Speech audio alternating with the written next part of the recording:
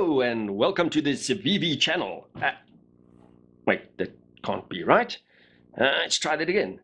Hello and welcome to Despicable Me on the Edge. Right, so what we have here is the CIVIVI Odium. Odium, what does that word mean? Well, it means dislike, hatred towards person or thing that is despicable, so to speak. Really strange name for a knife that is, well, not hateful. It is a very, very good-looking little knife, but it is the CIVIVI Odium. And this is the third CIVIVI knife I've got on the channel in a row, so it just might be becoming, let's try it again, the CIVIVI channel.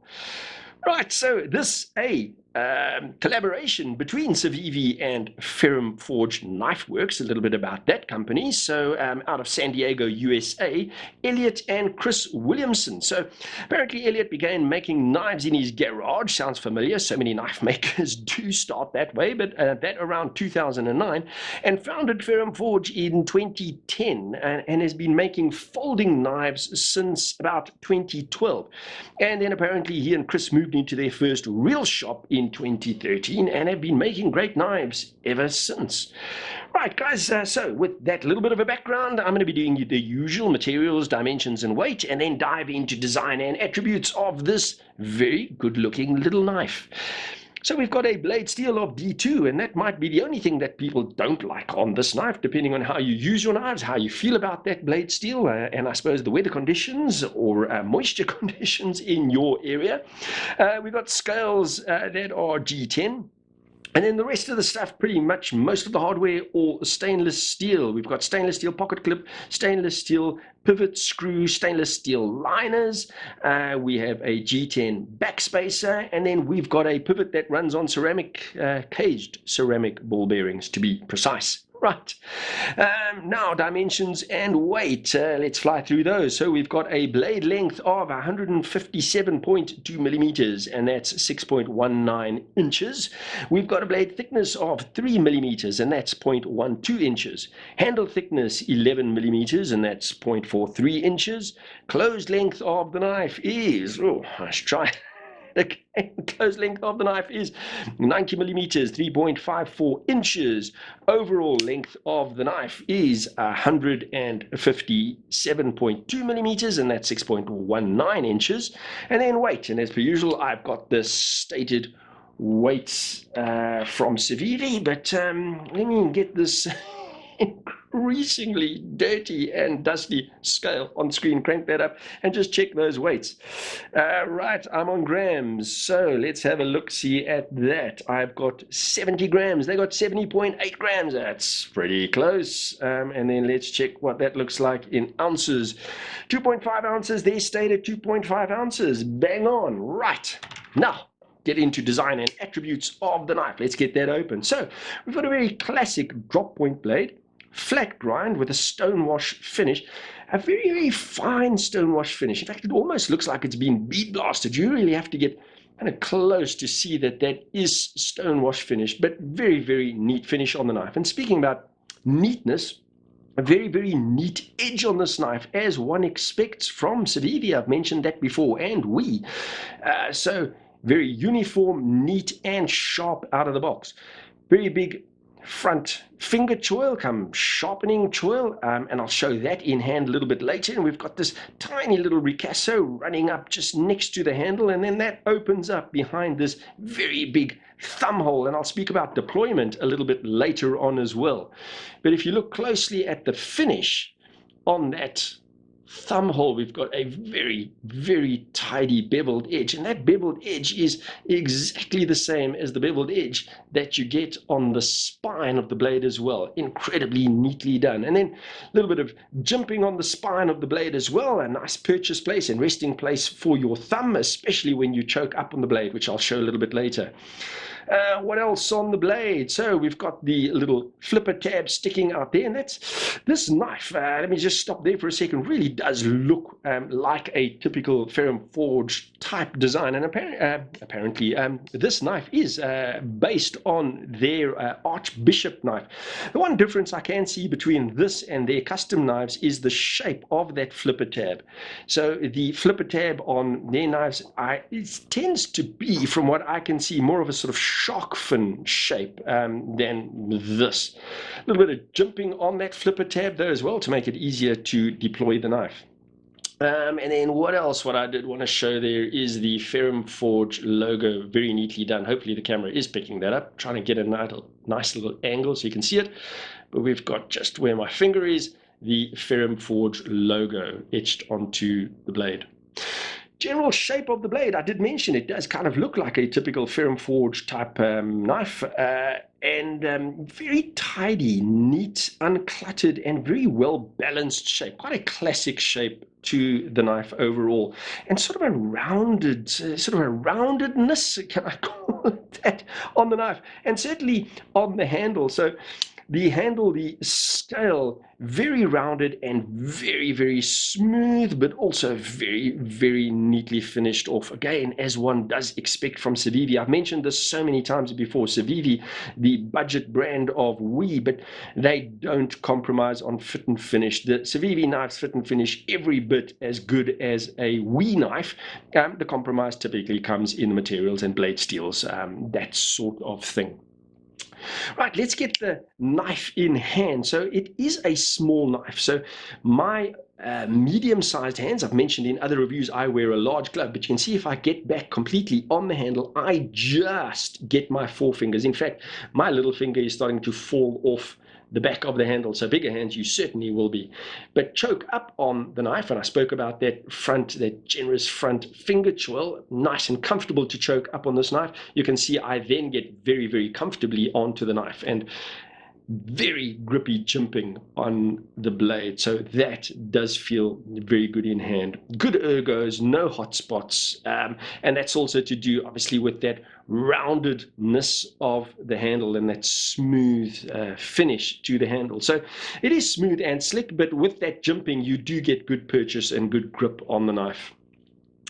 Right, what else? Let's look at that back jimping. Back jimping also very, very neatly done. I seem to have picked up a bit of fluff on it, but that back jimping, the G10 jimping, very, very neatly done. And in fact, in shape and finish, it is very similar to the jimping that is on the spine of the blade. Obviously, the jimping on the, as you can see, the jimping on the backspace is just a little bit bigger. Another nice touch is the liner just sticks out a little proud of the scale, and that has a very, very tidy beveled edge on that as well. Just see if you can pick that up. Just slightly, as I say, slightly sticks out from behind the scale, but tidy, neatly finished off. Just adds a little bit of something to the handle in its overall finish. Right, let's get that open and speak a little bit about that liner while we're on that. So the liner, try to do this without a torch. You should be able to see on the inside there, so quite a bit of material being milled away, stainless steel that's been milled away, obviously that to save weight on the knife, but very tightly done, these sort of triangular shapes, and it kind of looks like a lattice girder when you look inside there. Very, very tightly done. And then on the lock side, see if we can pick that up, a little bit of less material taken off, obviously because you've got the lock on that side. Very tidy.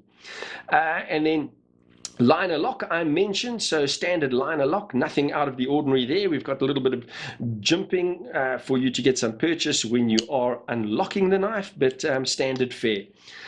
Pocket clip, tip up, carry, and reversible. And it is one of those wraparound pocket clips, but not particularly deep carry. You can see it's mounted slightly below the top, if I'm holding it in this angle anyway, the top of the knife, or back of the knife maybe. So get that in your pocket. You're obviously going to see the pocket clip, but a little bit of the back of the knife. And speaking about sharp shark fin flippers earlier on. You get a little bit of a shark fin sticking out of your pocket. Right, what else do I need to cover off? So general fit and finish, as I mentioned to CIVIVI and WE's usual high standards, ergos I've mentioned are really good. So I think all that really is left for me to speak about on the knife is the action. And so we've got that big thumb hole and we've got the flipper. So I mentioned the jimping on the flipper. So this is one of those light switch type deployment if you're using that flipper, and that really does fly out on those ceramic ball bearings. And then that big hole is just great for the spidey flick. That really works very well.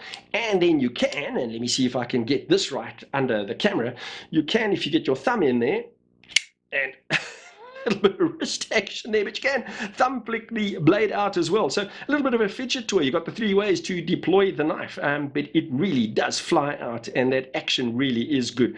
Nice and smooth on those ceramic ball bearings. Perhaps a little bit tight because it's not drop shutty. You can, a little bit of a shake and you can get it to drop shut, but overall smooth.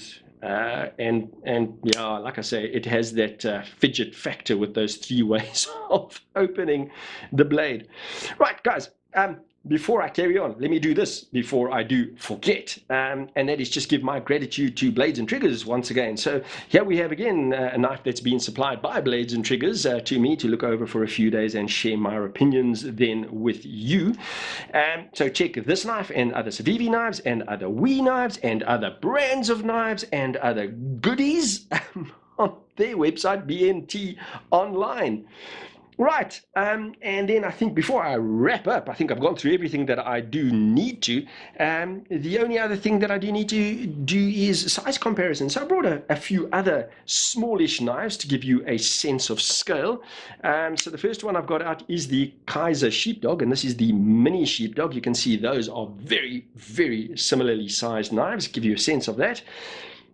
Then another Kaiser knife, and this is, and I think it's called the GTI. It's got big GTI on the blade, so I'm assuming it is. But those two, very, very similar, similarly sort of size, scale, and perhaps even style of knives. Right, so that's that one. And then the other one, and it's actually open on my desk, and that is the Kaiser again. Is this Kaiser Day? I seem to have a lot of Kaisers on my desk at the moment for some reason. Right, so this is the Kaiser Cyberblade. I think a lot of people do know that knife as well, give you a sense of scale there.